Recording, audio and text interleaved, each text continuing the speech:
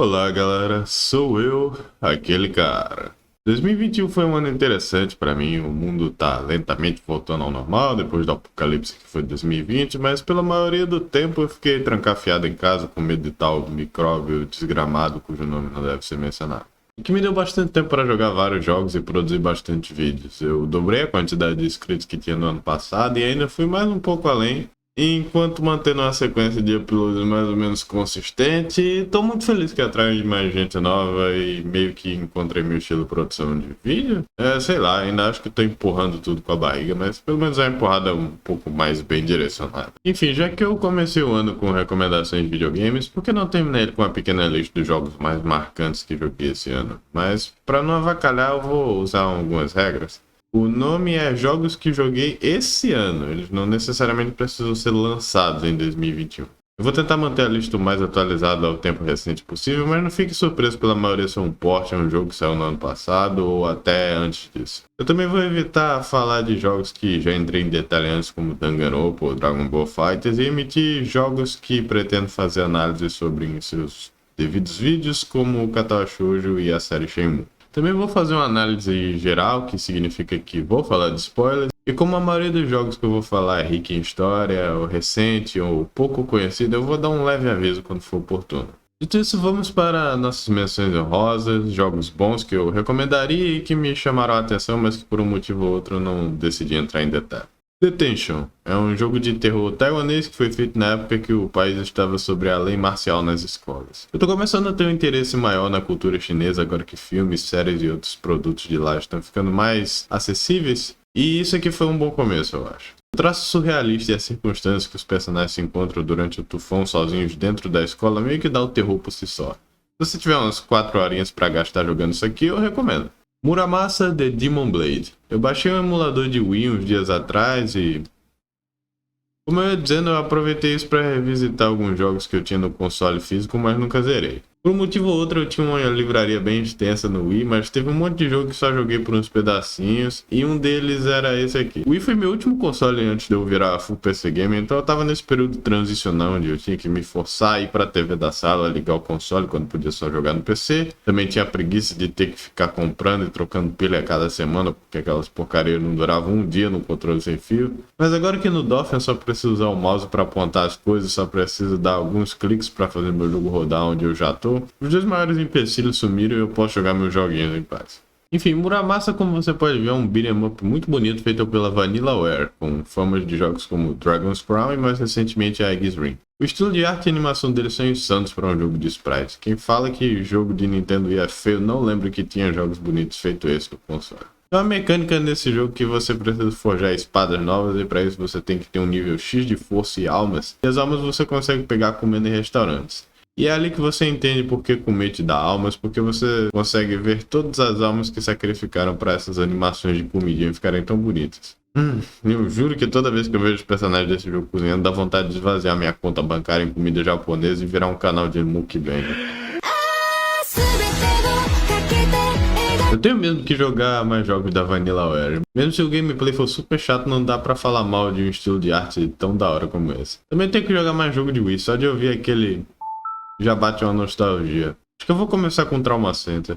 Touhou Luna Nights. É uma situação engraçada que Touhou se encontra onde todo mundo conhece as músicas, os personagens, os spin-offs, o anime, e ainda assim ninguém quer jogar Touhou por ter aquela fama de bullet hell fudido de difícil. Então que tal um bullet hell com mecânicas de parar o tempo que funciona mais como um Metroidvania? Eu gosto muito do sprite work, das músicas e de manter a mesma mecânica de ganhar mais pontos de energia ao passar perto de ataques inimigos, para encorajar o jogador a tomar mais riscos lutando. Adoraria uma sequência para esse jogo ou uma divergência maior para outros gêneros com a franquia Touhou. Me daria menos ânsia de vômito se tivesse que ver aquele traço tosco do zoom ou as cores epiléticas quando o jogo começa a soltar 1000 balas por minuto em você.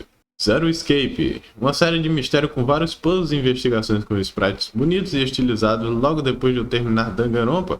Gostei, parece interessante. Pena que do segundo jogo pra frente eles abandonaram a estética para esses modelos 3D feios, sem expressão, e meu tesão pela série morreu ali. Eu sei que parece uma decisão mesquinha, mas eu escuto falar que o terceiro jogo é tão ruim que tira a graça do segundo, então foi melhor cortar meu barato enquanto tava cedo. Super Monkey Ball Banana Mania. Você é um macaco, você tá numa bola... você pega a banana. Esse é o Super Monkey Ball Banana Mania. Porque eu gosto de macaco, me deixa. Não se deixe enganar pelos gráficos fofinhos e coloridos, porque esse jogo é bem difícil, hardcore e bagarai. Eu fui achando que ia ser jogo de criança e perdi a conta de quantas vezes eu quis xingar a mãe de quem inventou esse jogo. É a comunidade bem fiel de speedrunners que fazem os bagulhos loucos com a física desse jogo que até parece mágica, mas é um entendimento muito avançado da física do jogo que você não devia esperar dos seus pirralhinhos. É um bom passatempo no multiplayer pelo menos, ainda mais se você tiver as skins do DLC do Sonic, do Kiryu ou da Hello Kitty. Pense no crossover aleatório.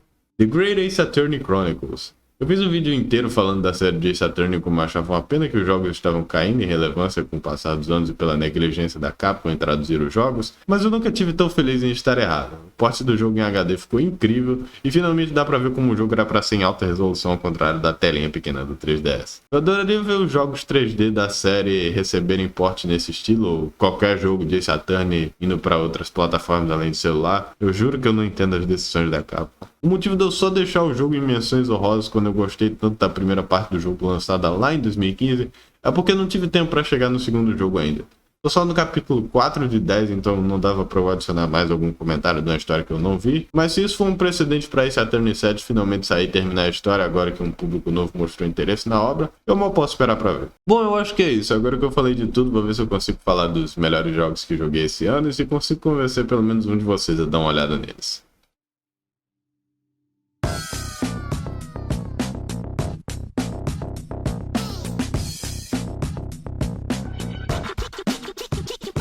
Eu tenho uma relação boa, mas bem distante com jogos de ritmo. Eu adorava jogar Dance Dance Revolution no fliperama local quando pirralho, mas parei quando começou a custar mais de um rim pra tocar uma música só e ficava vendo mais jogadores hardcore fazendo perfect pisoteando as setas até a máquina quebrar. Isso até eu descobri que havia um jogo de DDR pro PS2 que via com o piso e pode acreditar que eu tocava Captain Jack Speed Over Beethoven todo dia. Depois disso eu meio que tive dificuldade em achar um substituto. O Su é legal, mas jogar por mais de 20 minutos faz meu pulso doer como se eu estivesse me vendo no futuro com 80 anos e osteoporose aguda. Nossa, como eu odeio girar aqueles spinners. Eu ainda não joguei Parappa the Rapper ou Elite Beat Agents e meu favorito depois disso foi Rhythm Heaven Fever no Wii, que é uma série que, apesar de subestimada, tem um total de 4 jogos, então não tem como se divertir muito. Eu tava precisando saciar essa coceira pra jogo de ritmo recente, que foi saciado com Friday Night Funk. Eu também cresci jogando com aqueles jogos de graça vindo do Newgrounds que achavam seu caminho no Clique Jogos, e com a morte do Adobe Flash Player em 2020, eu fiquei muito triste que grande parte da minha infância seria inacessível, mesmo que a maioria não fosse tão divertido de jogar assim olhando hoje em dia. Junta essas duas sensações de audiência esvaindo em um jogo só, e ganhamos um último urra para essas duas subculturas ressurgirem como a fênix em popularidade.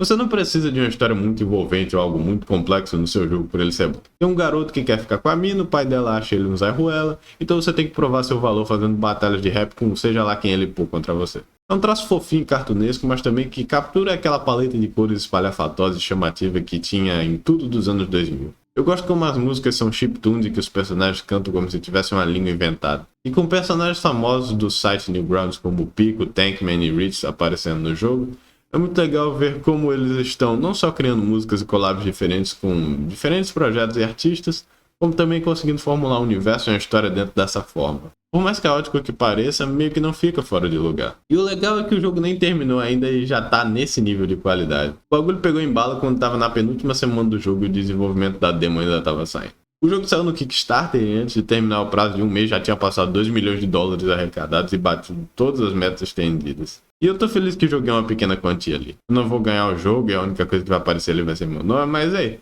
é bom sentir que você contribuiu alguma coisa. Podia ser pior, pelo menos não dei dinheiro pros criadores de Mighty Number 9 e Yandere Simulator. Tô acompanhando os updates do jogo no Kickstarter e dá pra ver que eles realmente estão felizes, apesar de sentir uma leve pressão com as mudanças e responsabilidades. E seja lá quando o jogo sair, pode apostar que eu vou estar lá pra jogar.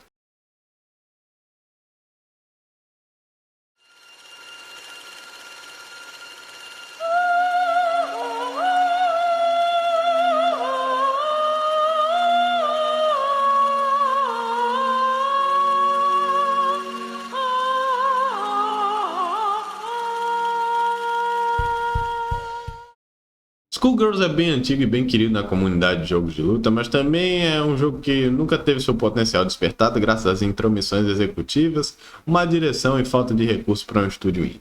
com um traço super destacado animado frame por frame, com a trilha sonora magnífica com Jazz Fusion, feita pela compositora de Castlevania, e uma história envolvente, mas que por um azar amaldiçoado na questão dos distribuidores, o jogo não pôde completar sua história principal. A empresa Konami teve que cortar o dinheiro de desenvolvimento do jogo por causa de um processo legal que tiveram com o jogo de música violar os direitos autorais de uma empresa de discos, o que fez com que o game fosse congelado e que a equipe de Skullgirls abandonasse a empresa e continuasse o jogo em outro nome, Lab Zero. Como eles gastaram todo o orçamento que tinham sobrando reabrindo o estúdio, eles pediram a ajuda da comunidade para arrecadar mais dinheiro para poderem se estabelecer melhor e, em troca, colocarem mais personagens no jogo. $800 mil e 6 personagens depois, eles conseguiram ficar de pé o suficiente para manter o jogo atualizado e desenvolver outro jogo chamado Indivisible, enquanto lançando um gacha de celular para manter o interesse no jogo vivo. Eu tenho um desgosto enorme por jogos de celular devido às práticas predatórias que eles geralmente têm, como fingir que são free to play, mas eventualmente seria impossível de jogar, a não ser que você passe um tempo absurdo jogando, ou gaste 200 pila. E que apesar de terem o potencial de serem jogos muito superiores por qualquer celular de hoje em dia ter specs melhor do que consoles portáteis de antigamente, a qualidade do que sai na App Store não reflete isso por ser voltado ao público casual. Mas Skullgirls Mobile é o melhor jogo de celular que já joguei até hoje, o que ainda assim quer dizer que é tipo um 6 de 10, mas ainda assim tem coisa boa pra falar. O gameplay e o traço é fiel ao jogo original, ele expande a lore e mostra personagens que nunca tinham sido vistos em detalhe no jogo base, e pelo menos o dinheiro foi arrecadado pra uma boa causa que era continuar o jogo. O que podia dar errado? Bom, todo mundo pensava a mesma coisa, mas foi aí que o diretor do jogo, Mike Z, em sua infinita sapiência, decidiu fazer uma piada zoando o George Floyd no ápice dos protestos do Black Lives Matter durante a live stream oficial de um torneio de Skullgirls. Would it be fair to say that you can't breathe? Yeah.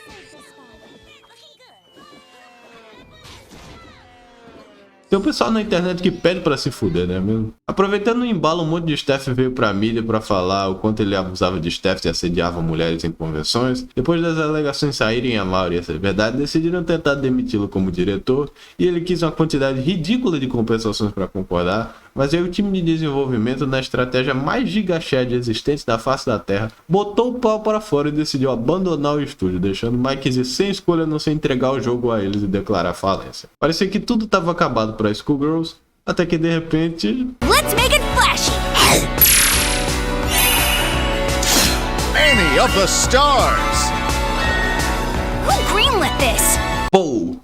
Uma personagem nova vindo pro jogo com o Season Pass confirmado, com uma leva de mais 3 ou 4 personagens vindo. E com personagens como Umbrella e Black Dahlia entrando no jogo, eles finalmente têm os bonecos que o jogo precisava para contar a história canônica do jogo. E de quebra dando holofote para personagens que só apareciam como secundários em outros cenários da história. 10 anos depois, o jogo continua firme e forte com o dobro de personagens e finalmente chegando no objetivo pensado pelo time original. Esse jogo é o que seria de Team Fortress 2 se alguém na Valve se importasse em manter o jogo vivo. É um jogo de luta de 2 gerações passadas que se recusa a morrer. É um dedo no meio enorme para qualquer CEO abusivo que acha que pode fazer o que bem entender com a prioridade intelectual porque é dele. E agora que o fim da linha está próximo para essa jornada que acompanhei desde bem o começo, estou curioso para ver como ela vai terminar. Omori é um jogo que eu não dei muita bola, mas que quando fui atrás para pesquisar, achei um jogo muito interessante conceitualmente. Muita gente agora pegou o costume de zoar o jogo indie de sucesso de RPG baseado em Undertale como se fosse algo super comum que bomba todo mês. Eu jogaria Omori 10 vezes antes de encostar em FPS de guerra genérico número 4566, mas isso é a parte hipster do meu coração falando. O que me chamou a atenção logo de cara foi o traço nas cutscenes e o choque de estética entre o mundo do Sunny quando ele sai do quarto e o mundo do Omori quando ele tá preso na cabeça dele dentro da casa como um Hikikomori. É sério que eu escrevi isso? É um daqueles jogos que tinha tudo para não ser nada especial, mas foi salvo por uma estilização e diferença em suas mecânicas que por pouco me faz esquecer que estou jogando um jogo feito no RPG Maker. Efeitos de status é uma coisa difícil de inovar num combate de RPG porque geralmente ou você deixa o de sempre, veneno, congelar fogo e afins e deixa seu jogo genérico e prático, ou você inova demais e deixa o seu sistema complicado a ponto de você realmente ter que virar profissa para jogar. Mas o Omori consegue manter o combate interessante usando o poder mais clichê que existe, a amizade. Com o sistema de raiva, felicidade, tristeza e os buffs e debuffs que eles trazem, é um jeito legal de fazer uma sinergia de combate com a combinação de ataques que sempre deixam as interações entre os bonecos divertidas. Eu me apeguei muito às crianças no mundo da imaginação. Me deixou curioso para ver o que rolou com eles no mundo real. Agora eu vou entrar um pouco no assunto de spoilers pro jogo, então pule para essa parte do vídeo se você você se incomoda com isso, tá aí seu aviso, 3, 2, 1. É algo bem fácil de se identificar o fato de ficar trancafiado em casa com medo do presente e futuro, indagando no passado agora que passamos por 2 anos de coronavírus. Os amigos que cortamos contato eventualmente vão mudar a ponto de não os reconhecer mais, mas dado o tanto de tempo que estão distantes, isso é de se esperar. As pessoas mudam e se você foi o único que não mudou, talvez isso diga mais sobre você do que dos outros. A infância é um período muito bom, mas isso porque só os bons momentos tendem a ficar na sua cabeça. E se você se prender a reviver aqueles momentos apenas e nada mais na sua vida, você vai se fechar para qualquer oportunidade futura. Eu só acho que foi um pouco pesado demais mostrar que o Sunny matou a irmã dele e não satisfeito decidiu esconder o corpo como um cúmplice. A primeira parte eu até perdoo por ser acidental, mas nem eu no meu dia mais perverso pensaria em esconder o corpo de alguém que matei e viver anos com isso guardado. É claro que eles não têm a consciência limpa por fazer isso, mas isso não tira a empatia que eu não sinto por eles por fazer um crime hediondo desse. E o fato de que todo mundo só perdoa o Sunny e ele não é reprimido por fazer isso dá uma mensagem meio esquisita pro fim do jogo. Vai, mata sua irmã, qual o problema? Tirando esse incômodo que ficou no final, eu ainda recomendaria o Mori se você quer um jogo como Undertale e não quer esperar mais 7 anos pra Deltarune terminar. É uma vibe parecida, mas também original o suficiente pra se destacar e ter seus méritos isolados. Disco Elysium foi outro que tirou uma coceira enorme que eu tinha para um gênero bem específico de videogames. Eu amo jogos de tabuleiro e campanhas D&D com roleplay. Adoro bolar histórias e entrar em personagens com mundos sendo criados ao vivo nos meus olhos desde que eu brincava de faz de conta na minha infância. Tem uma certa satisfação em deixar tudo que você faz à mercê dos dados e da chance. Sim, você tem uma grande chance de passar o teste de lábia graças ao seu status em carisma, mas sempre tem aquela pequena chance dos 2 dados caírem em um que te assombra. Mas quando você tira 2 6 num teste de força quando seu personagem é um frangalho, você sente vontade de abrir um champanhe. Infelizmente não só é difícil arranjar um grupo fiel de jogadores em D&D, como também os jogos são demorados e raramente terminam com todo mundo jogando. Então Disco Elysium resolve esse problema sendo um jogo de tabletop que você pode jogar sozinho. Toda a lore tá bem ali pra você explorar no seu ritmo, sério, sem pressa. Eu tenho o costume de ler bastante e me cansei várias vezes com tanta disposição que essa história tem. E o jogo te dá liberdade para você escolher a personalidade do seu boneco e o posicionamento político dele para qualquer lado que você quiser. Você quer fazer um bêbado esquerdista vagabundo? Você pode fazer.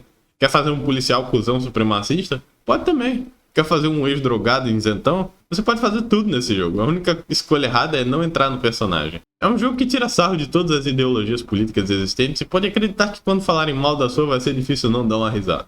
E com cada cheque de dados explorando uma faceta diferente da sua personalidade, você pode entrar no nível máximo do jogo sem ele ficar muito fácil por você ficar super upado. É muito satisfatório ver o quanto suas escolhas moldam o seu relacionamento interpessoal na cidade. É difícil agradar seu parceiro de investigação Kim, mas se você jogar suas cartas certas, ele não só vai salvar sua vida várias vezes, como dizer que ele confia em você apesar de suas falhas e tem orgulho de trabalhar com você. Kim foi de longe o meu personagem favorito da história e serve perfeitamente como o oposto das decisões que o protagonista faz. Eu aqui também vou mencionar alguns spoilers da sessão final do jogo, então mais uma vez aqui está seu aviso para pular até outra parte do vídeo. 3, 2, 1... Eu não gostei nem um pouco do quão anticlimático foi a quest final. Depois de tanto trabalhar para chegar na cidade, você não prende o criminoso, mas seu caso viraliza porque Harrier e Kim encontram um bicho gigante que parece mais um piolho que era responsável pelas suas maluquices. O que eu acho uma pena porque tirou bastante da graça da trama e ver a progressão do Harry para mostrar seu alcoolismo. Pra que fazer progressão de personagem quando é só mandar o piolho gigante ir embora que tudo se resolve? Foda-se a responsabilidade que você tem que tomar pelos seus erros e as suas ações. Põe a culpa no Cthulhu mágico, é tão mais fácil. Enfim, mesmo com um final bastante broxa, os últimos 20 minutos de gameplay de forma alguma estragaram a minha experiência no final. Eu quero muito jogar mais jogos similares a esse e espero que tenha uma sequência ou pelo menos algo parecido sendo feito pela empresa no futuro. Eu me torturei esse ano pra zerar o jogo Musou de Berserk e cheguei na conclusão de que se todo Musou tem esse nível de qualidade, o gênero é uma bela bosta. Uhul, que legal, tô batendo numa esponja de dano 500 mil vezes, da mesma forma que eu fiz desde o começo do jogo, mas dessa vez mais demorado ainda. Olha quanto inimigo na tela, uau, pena que eu posso matar todos eles da mesma forma, apertando 2 botões. Tem personagens extras, posso jogar com eles? Claro, mas só fora do modo história. Se você não terminou as missões, você não pode nem usar as skins que você pagou pra ter no jogo. Não devia ser tão difícil fazer um jogo bom de Berserk, eu não sei como eles falharam. Quando o rei da Dark Fantasy não salva o seu jogo, tá difícil de te defender. Mas, contudo, porém, entretanto, eu tenho que dar o braço a torcer quando esse conceito é bem feito, como foi no caso de Persona 5 Strikers. Agora, um pequeno adendo, eu não sei qual o problema que a Atlus e a SEGA têm em não querer meu dinheiro. Persona 5 saiu para PC e pro Switch, mas até hoje não temos Persona 5 Vanilla ou Royal em nenhuma das plataformas. O jogo demorou quase um ano para sair internacionalmente, agora que eles viram que Persona 4 Golden gerou interesse dos PC Games e o aniversário da franquia tá chegando, eles nos presentearam com um porte de Persona 4 Arena Ultimax que a gente ainda vai ter que esperar 3 meses para sair, mesmo sendo um game de 2 gerações de consoles atrás. Vocês são a única empresa que eu devo saquear o dinheiro da minha carteira com zero peso na consciência, mas parece que vocês não colaboram com isso, sabe? De volta a Strikers, o motivo de eu não me sentir que eu tô jogando um Musou com mecânicas RPGs manjados é pelo simples fato de que tem um total de 9 personagens jogáveis, no qual você pode trocar entre eles em tempo real para se adaptar à melhor estratégia que puder no momento. E todos eles têm suas mecânicas destacadas e divertidas que combinam com os personagens. Agora os bonecos não estão mais presos naquele combate esquisito de RPG onde ninguém ataca ninguém a não ser que você os comande a fazer isso. Porque agora você pode fazer o Morgana virar um ônibus e jogar nos inimigos. O Yusuke tem aquele parry do Virgil que fatia as coisas em 1 milhão de pedaços feito um personagem de anime. E a personagem nova do jogo, Sofia, ataca com ioiôs que, quando usados no ritmo certo durante um combo, ficam cada vez mais fortes. Tudo isso impede o loop de gameplay de ficar cansativo, ainda mais quando você está trocando esses personagens e explorando dungeons com gameplay de plataforma dentro do metaverso similar ao de Persona 5, mas bem mais aberto. Também achei muito legal que finalmente temos um jogo de Persona no qual você está fazendo uma viagem pelo Japão.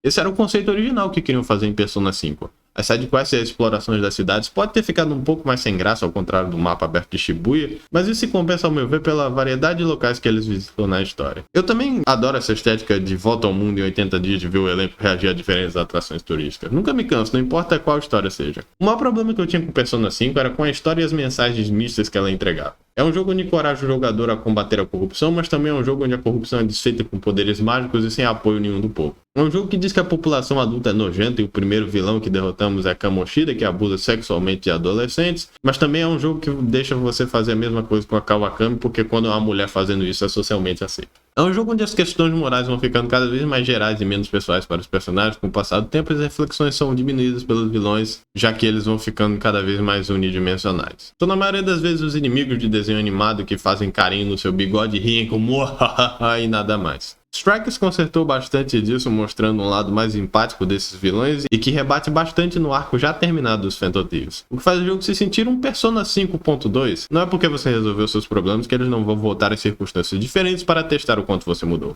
Alice Hiragi, a primeira vilã do jogo, é uma modelo fashion que sofreu bullying por todas as meninas da sala quando confessou para um garoto popular na escola. Porém, quando ela conseguiu realizar o seu sonho, ela usou do aplicativo Ema para remover qualquer informação negativa dela na mídia e manipular a mente dos outros para que seus fãs a venerassem cegamente. E com isso ela criou uma paranoia de que ninguém podia contrariá-la pelo que sofreu e por sua vez causou mal aos outros exatamente da mesma forma que fizeram com ela. E a pessoa que mencionou isso para ela foi justamente a Anne, que passou coisas similares no começo do primeiro do jogo e viu um vislumbre do que poderia virar. Isso volta à temática de Persona 4 de que sempre há uma sombra de você, que é a versão negativa de suas crenças, mas que mesmo que você possua controle delas, você pode ver outras pessoas sofrendo a mesma situação. Todos os personagens ganham um vilão assim para revisar suas crenças. Até a Haru, que tem um total de 2 minutos de foco na história principal se você não fez o social link dela. O meu personagem favorito com certeza é o Zenkichi. Finalmente quebraram o estigma de que adultos são do mal em Persona 5. Ele não só reflete o relacionamento da Makoto com a sua irmã Sai e sua família na polícia, como também a perspectiva de um pai solteiro cuidando de sua filha enquanto tenta fazer com que ela não o odeie por estar investigando os Phantom Thieves, o grupo que ela mais venera. Ele é praticamente o que o Dojima seria em Persona 4 se ele tivesse poderes de Persona.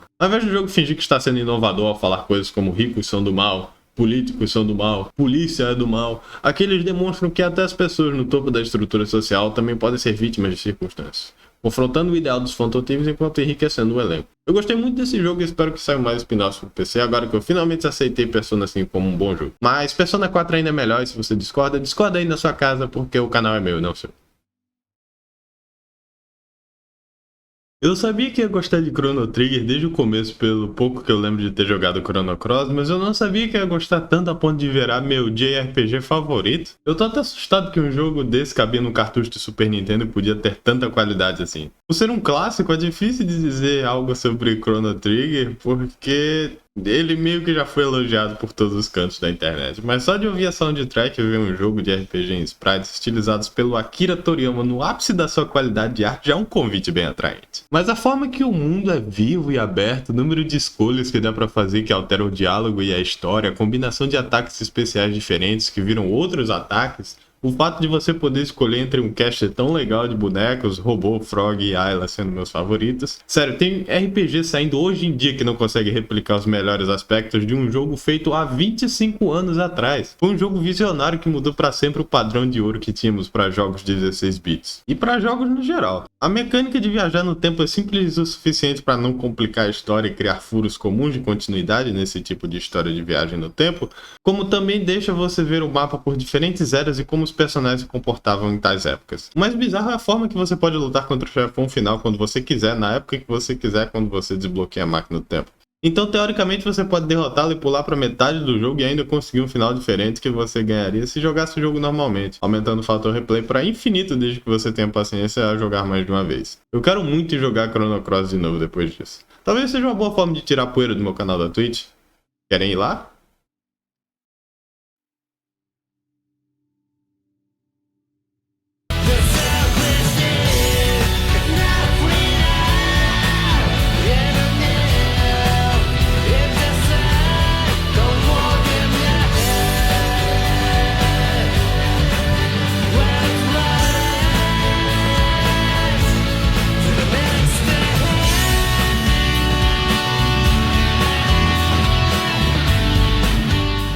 Yakuza 0 e Yakuza Kiwami viraram favoritos instantâneos quando eu joguei.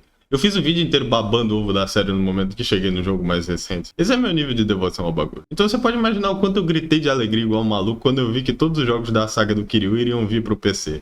Infelizmente eu não pude jogar Kiwami 2 antes de comprar umas peças novas por computador, então eu tive que me manter com Yakuza 2 do PS2. Um jogo que dá pro gasto, mas quando você já se acostumou com o padrão de qualidade de Zero e Kiwami é difícil voltar pra trás. Por isso que fiquei tão animado em jogar Yakuza 3. Os modelos do PS3 ainda mostram um pouco da idade do jogo, mas ainda assim o pulo de qualidade mostra que a série foi feita para a 7ª geração de consoles e além.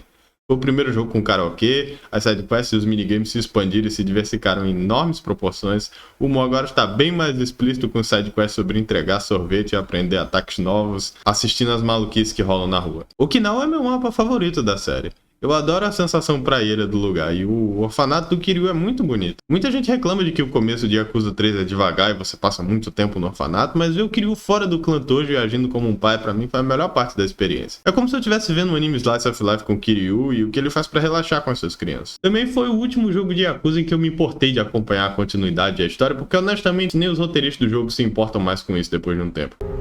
Beautiful eyes. Like I had from my brother before. Entre o Joji Kazama ser o tio do Kiryu e você poder lutar com ele apenas nesse jogo e ele nunca mais aparecer, Kiryu deixando o Tojo nas mãos do Daigo e a mensagem principal do jogo ser quando abrir mão do que você tem para começar uma família, tudo me parecia que Yakuza 3 era para ser o final da saga do Kiryu. Mas o dinheiro falou mais alto, então ele ainda precisou aparecer em mais uns 2 jogos onde a história não tinha nada a ver com ele.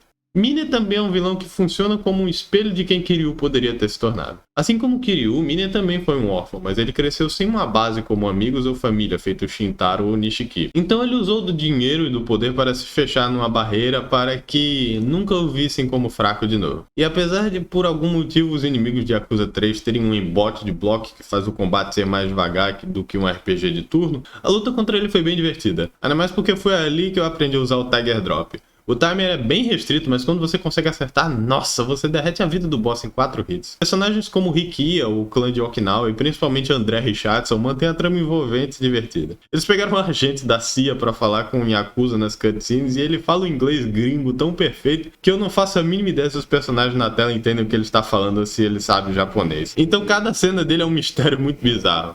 If you're looking for Daigo, Mine's taken him up to the roof.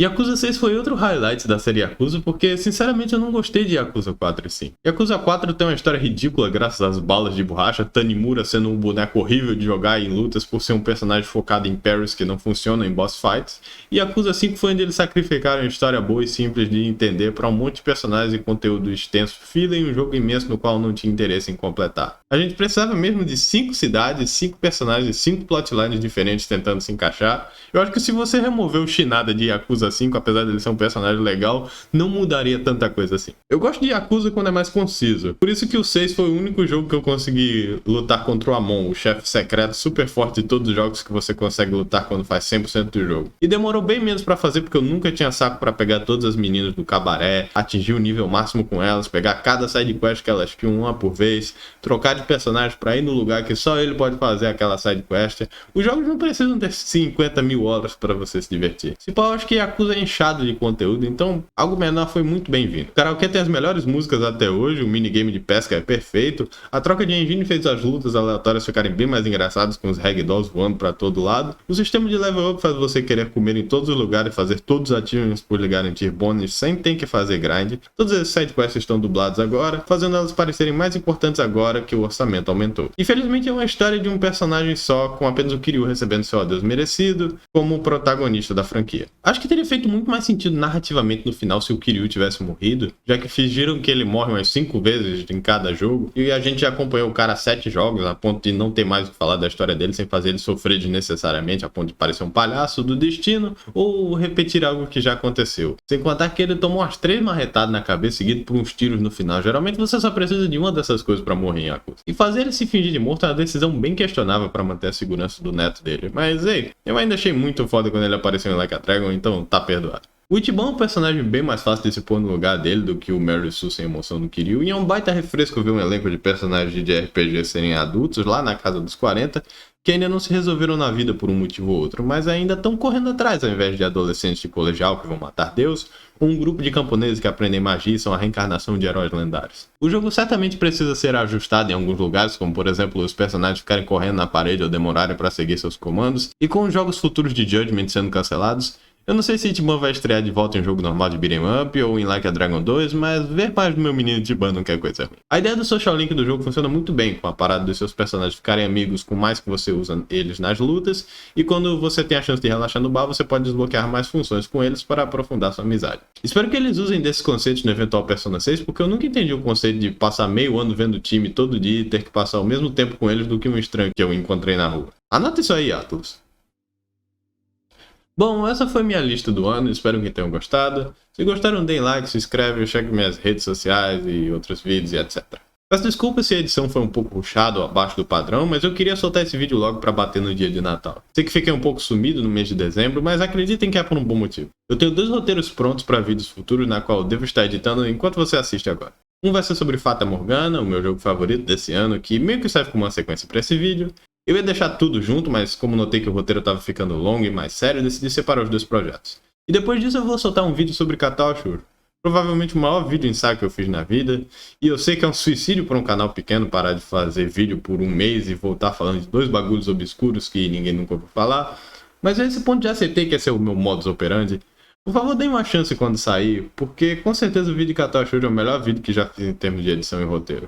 É um projeto que eu quis fazer desde que comecei um canal no YouTube e algo que eu sinto que só eu podia fazer. E agora que finalmente tenho as habilidades para isso, é muito satisfatório de se ver em tempo real. Então espero que vocês estejam lá para ver. Muito obrigado por assistir, tenham um Feliz Natal e um ótimo Ano Novo. Até mais!